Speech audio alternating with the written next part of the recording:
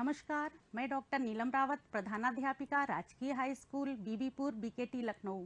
बच्चों, आज की कक्षा में आप सबका पुनः स्वागत है।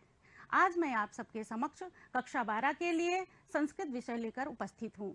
बच्चों, आज का हमारा विषय संस्कृत, उपविषय व्याकरण, प्रकरण कारक, भाग 2। बच्चों, आगे के सूत्रों पर हम विस्तृत चर्चा करें उससे पहले आज के मुख्य बिंदुओं पर हम एक दृष्टि डालते हैं। आज की चर्चा के मुख्य बिंदु हैं पूर्व पठित कारक के प्रथम भाग का पुनरावलोकन हम करेंगे। चतुर्थी विभक्ति संप्रदान कारक के शेष सूत्रों पर हम चर्चा करेंगे। उसके पश्चात चतुर्थी विभक्ति में स्पृहे रीप्सितः सूत्र है जिसकी हम चर्चा करेंगे। नमः स्वस्ति स्वाहा स्वधा अलम वषट योगाच सूत्र पर हम चर्चा करेंगे। तत्पश्चात पंचमी विभक्ति अपादान कारक के मुख्य सूत्रों पर चर्चा करेंगे जिसमें ध्रुवमापाये अपादानम सूत्र है, इसको पढ़ेंगे। तत्पश्चात अपादाने पंचमी सूत्र को हम पढ़ेंगे। उसके पश्चात जुगुप्सा विराम प्रमादार्थानाम उपसंख्यानम इस वार्तिक सूत्र को हम पढ़ेंगे। बच्चों, भीत्रार्थानाम भय हेतु सूत्र पर हम विस्तृत चर्चा करेंगे और आख्यातोपयोगे सूत्र पर हम विस्तृत चर्चा करेंगे। बच्चों, पूर्व पठित कारक के प्रथम भाग का पुनरावलोकन करते हैं। बच्चों, हमने पिछले भाग में पढ़ा था व्याकरण का परिचय। व्याकरण के परिचय हमने पढ़े थे, उसका क्या महत्व होता है, उसका महत्व हमने व्याकरण का पढ़ा था कि व्याकरण हमें क्यों पढ़ना चाहिए, इसका हमारे जीवन में क्या महत्व है। इसके पश्चात बच्चों कारक की परिभाषा तथा प्रकार हमने पढ़ा था। कारक की परिभाषा में हमने पढ़ा था कि जिस कारक का क्रिया के साथ सीधा संबंध होता है वही कारक कहलाता है। और इसके प्रकार हमने पढ़े थे जो कि 6 प्रकार इसके हैं: कर्ता, कर्म, करण, संप्रदान, अपादान और अधिकरण। इन 6 कारकों को हमने पढ़ा था। इसके पश्चात चतुर्थी विभक्ति के कर्मणा यम अभिप्रयति संप्रदानम सूत्र जो कि संज्ञा सूत्र है, इसको हमने पढ़ा था कि कर्ता अपने दान आदि कर्म के द्वारा जिसे अभिप्रेत करता है अर्थात जिसे प्रसन्न करता है उसकी संप्रदान संज्ञा होती है, अर्थात उसे हम संप्रदान कहते हैं। और दूसरा सूत्र हमने पढ़ा था चतुर्थी संप्रदाने, जिसको हमने संप्रदान यहाँ पर कहा था, जिसकी संप्रदान संज्ञा होती है अर्थात जिसे हम संप्रदान कहते हैं, उसमें चतुर्थी विभक्ति का प्रयोग किया जाता है। इसके पश्चात बच्चों हमने रुचि अर्थानाम प्रियमाणः सूत्र को पढ़ा था। इस सूत्र में रुचि अर्थ वाली तथा इसके समान अर्थ वाली धातुओं के योग में प्रियमाणः अर्थात जो प्रसन्न होता है या प्रसन्न होने वाले की संप्रदान संज्ञा होती है और चतुर्थी संप्रदान सूत्र से उसमें चतुर्थी विभक्ति का प्रयोग किया जाता है। इसके पश्चात बच्चों क्रोध दुहेर्षा असूयार्थानाम यम प्रतिकोपः सूत्र हमने पढ़ा था जिसमें क्रोध धातु अर्थात क्रोध धातु का योग हो, क्रोध करना, द्रोह धातु द्रोह करना और ईर्षा अर्थात ईर्षा करना और असूया अर्थात असूया करना, इन 4 धातुओं तथा इनके समान अर्थ वाली धातुओं के योग में जिस पर कोप किया जाता है, जिस पर क्रोध किया जाता है, उसकी संप्रदान संज्ञा होती है और चतुर्थी संप्रदान इस विधायक सूत्र के द्वारा उसमें चतुर्थी विभक्ति का प्रयोग किया जाता है। बच्चों, चतुर्थी विभक्ति क्या आगे के जो सूत्र हैं उन सूत्रों को, उस सूत्रों में शेष सूत्र जो है स्पृहे रीप्सितः, जो कि 4 सूत्र हमने पहले पढ़ लिए थे, और ये 5वां सूत्र है स्पृहे रीप्सितः अर्थात स्पृह धातु के योग में जो जो ईप्सित है अर्थात जिसकी चाहना की जा रही है, जिसकी चाहना की जा रही है उसमें उसकी संप्रदान संज्ञा होती है। आइए बच्चों हिंदी में देख लेते हैं इसकी परिभाषा। स्पृह अर्थात चाहना धातु के योग में, अर्थात चाहना धातु हो, स्पृह धातु हो, जिस वस्तु की चाहना की जा रही है उसकी संप्रदान संज्ञा होती है। और चतुर्थी संप्रदान सूत्र जो कि विधायक सूत्र है, उस सूत्र के द्वारा इसमें चतुर्थी विभक्ति का प्रयोग किया जाता है। जैसे उदाहरण एक ले लेते हैं, छात्र पुरस्कारों की चाह करते हैं। छात्र बहुवचन है, छात्राः, बहुत सारे छात्र। चाह करते हैं, स्पृहन्ते, कर्ता के अनुसार क्रिया, बहुत सारे छात्र हैं बहुवचन के, इसलिए बहुवचन की क्रिया। छात्र पुरस्कारों की चाह करते हैं। पुरस्कार बच्चों ये आपका संप्रदान है। पुरस्कारों की किसकी चाह करते हैं? जिसकी चाह करते हैं उसमें वो संप्रदान है और उसमें चतुर्थी विभक्ति का प्रयोग किया जाता है।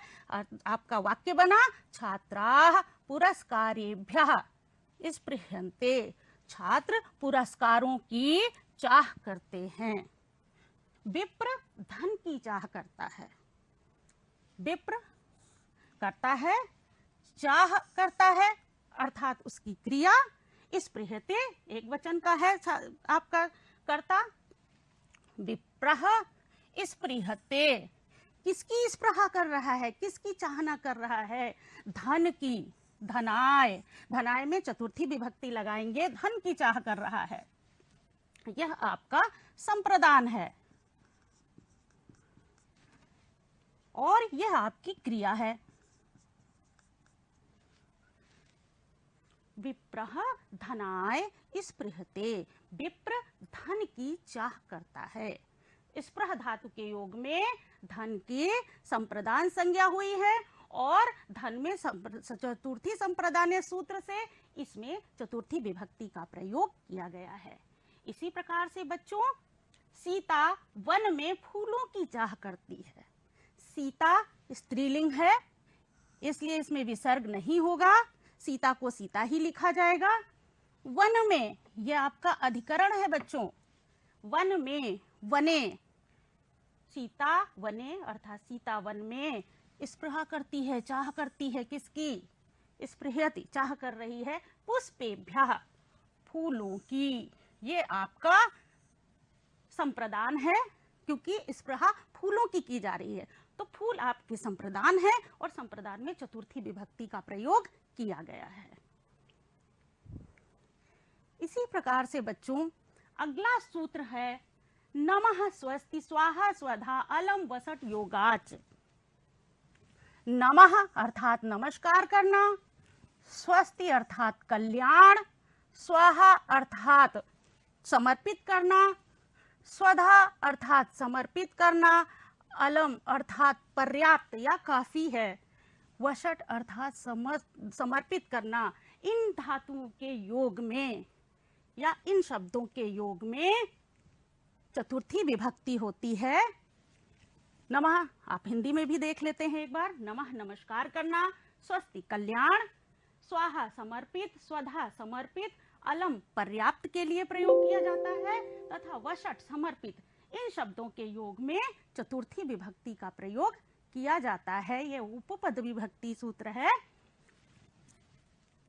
इसमें बच्चों 3 जगह पर समर्पित समर्पित समर्पित शब्द आया है। स्वाहा के लिए भी समर्पित, स्वधा के लिए भी समर्पित और वशट के लिए भी समर्पित। लेकिन बच्चों तीनों जगह पर अलग अलग इसका अर्थ है, अलग अलग इसका प्रयोग किया जाता है। आइए उदाहरण में हम इसका प्रयोग कैसे किया जाता है उसको देखते हैं। जैसे हरि को नमस्कार है। अब नमः, नमः धातु शब्द के योग में, नमः शब्द के योग में जिसको भी नमस्कार किया जाता है उसकी संप्रदान संज्ञा होती है या वह संप्रदान है, उसमें चतुर्थी विभक्ति का प्रयोग किया जाता है। जैसे नमः के योग में हरि, हरि को नमस्कार है तो हरये में चतुर्थी विभक्ति का प्रयोग किया गया है, अर्थात हरये नमः, हरि को नमस्कार है। इसी प्रकार से स्वस्ति शब्द का प्रयोग तुम्हारा कल्याण हो, स्वस्ति अर्थात कल्याण। हमने एक उदाहरण लिया है कि तुम्हारा कल्याण हो। अब तुम्हारा कल्याण हो के लिए स्वस्ति कल्याण हो, तुभ्यम तुम्हारा, तो तुभ्यम में चतुर्थी विभक्ति का प्रयोग किया गया है, क्योंकि स्वस्ति का योग बन रहा है, स्वस्ति लगा हुआ है साथ में, इसलिए तुभ्यम में चतुर्थी विभक्ति लगेगी। इसी प्रकार से अब कल्याण किसी का भी हो सकता है, प्रजा का कल्याण हो तो प्रजाभ्यः स्वस्ति या स्वस्ति प्रजाभ्यः, प्रजा का कल्याण। कई उदाहरण मिल सकते हैं बच्चों, अलग अलग उदाहरण आप पढ़ सकते हैं। यहाँ पर स्वाहा शब्द का प्रयोग किया गया है, अग्नि के लिए स्वाहा, अग्नि के लिए समर्पित। अब अग्नि को, देवताओं को जब कोई चीज समर्पित की जाती है तो हम स्वाहा शब्द का प्रयोग करते हैं बच्चों। आप देखते होंगे कि जब हवन किया जाता है तो हवि सामग्री देवताओं तक, देवी तक पहुंचाने के लिए हम स्वाहा शब्द का प्रयोग करते हैं। तो अग्नये स्वाहा, जिसको भी सामग्री पहुंचाई जा रही है या समर्पित की जा रही है, उसमें चतुर्थी विभक्ति का प्रयोग किया जाएगा। अर्थात हमने यहाँ पर उदाहरण अग्नि के लिए स्वाहा लिया है तो अग्नये स्वाहा। आप अगर इंद्र को समर्पित करते हैं तो इंद्राय स्वाहा, आप देवी को समर्पित करते हैं देव्ये स्वाहा। इसी प्रकार से पितरों को समर्पित जब कोई चीज की जाती है, पितरों को समर्पित करने के लिए बच्चों हमेशा स्वधा शब्द का प्रयोग किया जाता है, और स्वधा उनके लिए प्रयोग किया जाता है जो जीवित नहीं है। तो पितृभ्यः स्वधा, स्वधा के योग में पितृ में चतुर्थी विभक्ति का प्रयोग किया गया है। पितरों के लिए स्वधा, पितरों के को समर्पित। इसी प्रकार से बच्चों अलम शब्द का प्रयोग करते हैं, दैत्यों के लिए हरि पर्याप्त हैं। हर दैत्यों के लिए चतुर्थी विभक्ति, किसके लिए हरि पर्याप्त हैं? पर्याप्त हैं अलम, यहां पर हमने अलम, किसके लिए? दैत्यों के लिए हरि पर्याप्त हैं। अर्थात दैत्येभ्यः हमें चतुर्थी विभक्ति का प्रयोग किया गया है, क्योंकि दैत्यों के लिए हरि पर्याप्त हैं। हम ये शब्द कहते हैं अलम के योग में दैत्येभ्यः हमें चतुर्थी विभक्ति का प्रयोग किया जाएगा। इसी प्रकार से बच्चों वषट का प्रयोग किया जाता है, उसके लिए उदाहरण है इंद्र के लिए वषट। वषट शब्द, इसका अर्थ भी समर्पित करना होता है। तो जब इंद्र को समर्पित कोई चीज की जाती है तो वषट का प्रयोग केवल इंद्र को समर्पित करने के लिए या भेंट करने के लिए किया जाता है। इंद्राय वषट, इंद्र को समर्पित या इंद्र को भेंट। बच्चों चतुर्थी विभक्ति के समस्त सूत्रों को हमने पढ़ लिया है और उस पर विस्तृत जानकारी प्राप्त कर ली है। अब पंचमी विभक्ति अपादान कारक, जिसका हिंदी में चिन्ह होता है से, पृथक होने के अर्थ में, किसी चीज से अलग होने के अर्थ में। जब कोई चीज किसी से अलग होती है तो जो ध्रुव है उसमें, आइए सूत्र देख लेते हैं। पहला सूत्र इसका है ध्रुवम अपाये अपादानम।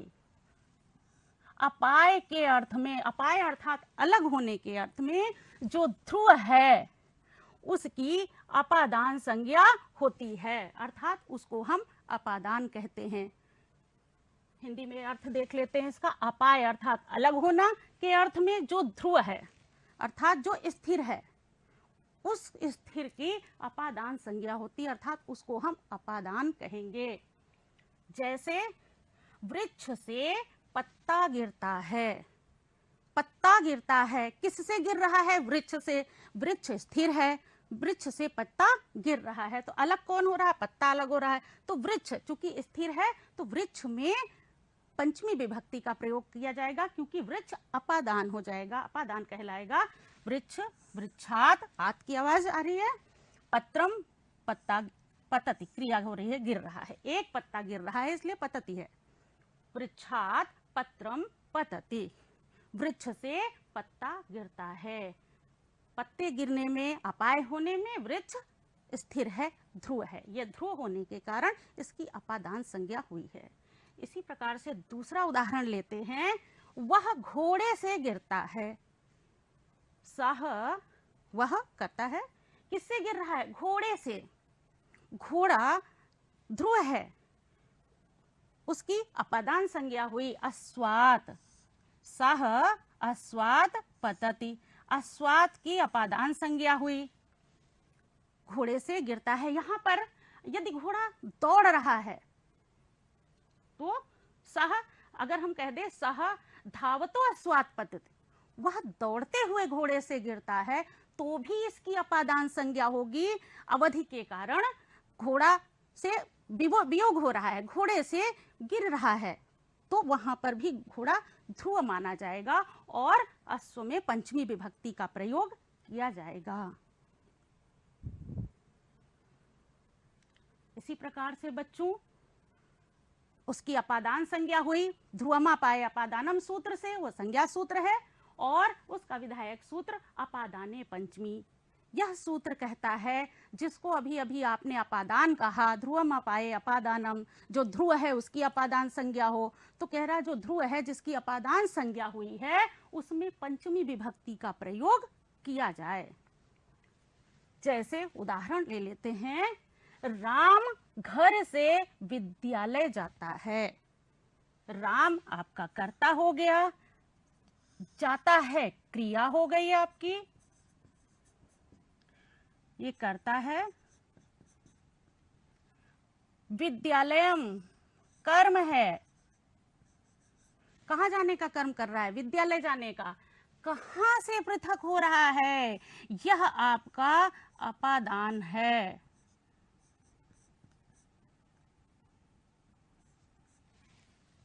घर से पृथक हो रहा है, घर आपका अपादान हो गया। रामः, उदाहरण देख लेते हैं, राम गच्छति जाता है, राम क्रिया कर रहा है, राम जाता है, कहाँ को जाता है, कर्म आपका विद्यालयम, विद्यालय को जाता है। तो जब विद्यालय को जा रहा है, जाता है, तो किसी न किसी जगह से वो पृथक हुआ होगा। यहाँ पर राम कहाँ से अलग होकर के गया, घर से निकला, घर से निकल करके गया, इसलिए घर अर्थात गृह में अपादान संज्ञा हुई गृह की, और उसमें इस सूत्र के द्वारा, अपादाने पंचमी सूत्र के द्वारा उसमें पंचमी विभक्ति का प्रयोग किया गया है। इसी प्रकार से बच्चों वृक्ष से पत्ते गिरते हैं। अभी हमने कहा था वृक्ष से पत्ता गिरता है, पत्ता एक था, पतति हमने प्रयोग किया था, और यहाँ पर ये बहुत आता है बच्चों, इसलिए उदाहरण हम दे रहे हैं। ये बोर्ड में अक्सर या तो वृक्ष से पत्ता गिरता है आता है, या फिर वृक्ष से पत्ते गिरते हैं।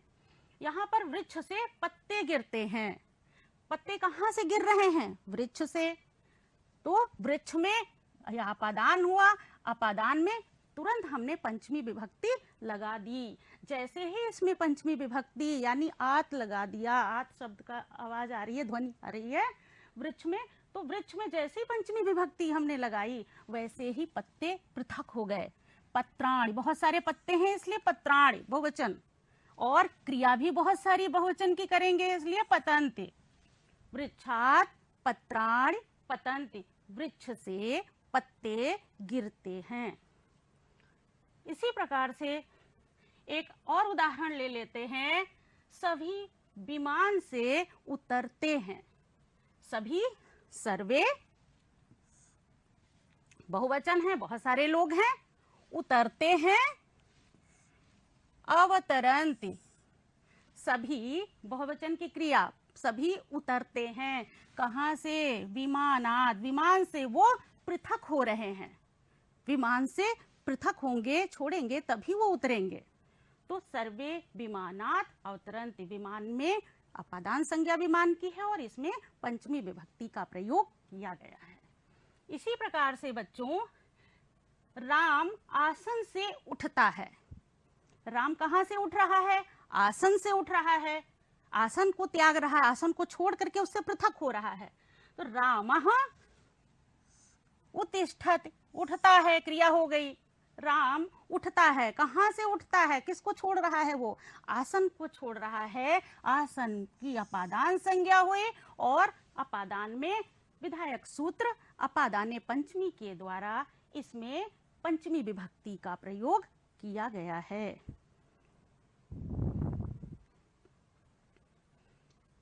इसका अगला सूत्र जुगुप्सा विराम प्रमादार्थानाम उपसंख्यानम, यह वार्तिक सूत्र है। बच्चों, हमने प्रथम भाग में बताया था कि वार्तिक कात्यायन ने लिखे हैं, तो कात्यायन का उपसंख्यानम शब्द यही बताता है कि ये वार्तिक है, और यह कात्यायन जी ने लिखा है। उनका सूत्र है जुगुप्सा विराम और प्रमाद। जुगुप्सा अर्थात घृणा करना या किसी की निंदा करना किसी की, विराम अर्थात रुकना, प्रमाद अर्थात आलस्य करना। अर्थ वाली धातुओं के योग में जिसके प्रति जुगुप्सा की जाती है, यदि जुगुप्सा विराम प्रमाद आदि अर्थ वाली धातुएं हैं, इन धातुओं के योग में जिसके ऊपर जुगुप्सा की जाती, जिसके प्रति जुगुप्सा की जाती है, या जिसके प्रति घृणा की जाती है, या जिसके प्रति जो है रोका जाता है, विराम किया जाता है या प्रमाद किया जाता है, जिस पर उसकी अपादान संज्ञा होती है, अर्थात उसको हम अपादान नाम से पुकारेंगे। और अपादान में पंचमी विभक्ति का प्रयोग, सूत्र भी हमने पढ़ा, अपादाने पंचमी के द्वारा उस अपादान में पंचमी विभक्ति का प्रयोग होता है। उदाहरण ले लेते हैं बच्चों, यथा जैसे राम पाप से घृणा करता है। राम किससे घृणा कर रहा है? पाप से। रामः जुगुप्सते, जुगुप्सा आपके धातु आ गई है। रामः जुगुप्सते, आप किससे जुगुप्सा की जा रही है, किससे घृणा की जा रही है? पापात, पाप से। यहाँ पाप से घृणा की जा रही है, अर्थात आपका पाप की अपादान संज्ञा हुई, और अपादान के कारण इसमें पंचमी विभक्ति का प्रयोग किया गया है। रामः पापात जुगुप्सते। इसी प्रकार से कृष्ण पाप से रुकता है। कृष्ण पाप से रुकता है। कृष्णः पापात् विरमति। कृष्णः पाप से रुकता है। वह स्नान से प्रमाद करता है। प्रमाद का उदाहरण ले लेते हैं। वह स्नान से प्रमाद करता है। सह, वह प्रमाद करता है। प्रमदति, या आलस्य करता है। प्रमाद करता है अर्थात आलस्य करता है। किससे आलस्य कर रहा है? स्नान से। स्नानात, स्नान करने से वो प्रमाद कर रहा है, आलस्य कर रहा है। स्नान में पंचमी विभक्ति का प्रयोग किया जाता है। इसी प्रकार से वह पढ़ने से प्रमाद करता है। पढ़ने से भी कुछ लोग प्रमाद करते हैं, आलस्य करते हैं पढ़ने में। तो यहाँ पर सह प्रमदति, प्रमाद करता है। पठनात्, पढ़ने से, वह पढ़ने से प्रमाद करता है या पढ़ने में आलस्य करता है। तो पठनात् में पंचमी विभक्ति का प्रयोग किया गया है। इसी प्रकार से अगला सूत्र है भीत्रार्थानाम भय हेतु। यह सूत्र कहता है बच्चों, भी अर्थात भय, त्रा अर्थात त्राण, रक्षा करना। अर्थ वाली धातुओं के या इसके समान अर्थ वाली धातुओं के योग में जो भय का कारण है, हेतु है, उसकी अपादान संज्ञा होती है, और अपादान में पंचमी विभक्ति का प्रयोग किया जाता है। हिंदी में एक बार परिभाषा देख लेते हैं। भी अर्थात भय तथा त्राण अर्थात रक्षा, इसके समान अर्थ वाली धातुओं के योग में जिससे भय या रक्षा होती है उसकी अपादान संज्ञा होती है। और प्रकृत सूत्र अर्थात विधायक सूत्र अपादाने पंचमी के द्वारा पंचमी विभक्ति का प्रयोग किया जाता है। जैसे धनिक चोर से डरता है। धनिक है, धनवान है, वो किससे डर रहा है? चोर से डर रहा है। तो धनिकः बिभेति, डरता है। किससे डर रहा है धनिक? चोर से। चोर की अपादान संज्ञा हुई, क्योंकि चोर से उसे भय हो रहा, चोर के कारण वह डर रहा है। तो भय का कारण कौन है? चोर। चोर की अपादान संज्ञा हुई, अपादान में पंचमी विभक्ति का प्रयोग किया गया है। धनिकः चोरात् बिभेति, धनिक चोर से डरता है। इसी प्रकार से वह पाप से डरता है। सह, वह बिभेति, डरता है। किससे डर रहा है? भय का कारण क्या है? पाप। वह पाप से डरता है। पाप उसकी अपादान संज्ञा हुई और अपादान में पंचमी विभक्ति का प्रयोग किया गया है। इसी प्रकार से वह सर्प से रक्षा करता है। अब भय का कारण क्या है? सर्प है, तो सर्प से रक्षा की जा रही है, तो सह वह त्रायते, रक्षा करता है। या रक्षति धातु भी, उसके समान अर्थ वाली धातु का भी प्रयोग कर सकते हैं, सह रक्षति भी कर सकते हैं। यहाँ सह त्रायते लिखा गया है, यानी ये रक्षा करता है। किससे? सर्प से। सर्प की अपादान संज्ञा हुई है और अपादान में पंचमी विभक्ति का प्रयोग किया गया है। इसी प्रकार से सिंह से पुत्र की रक्षा करता है।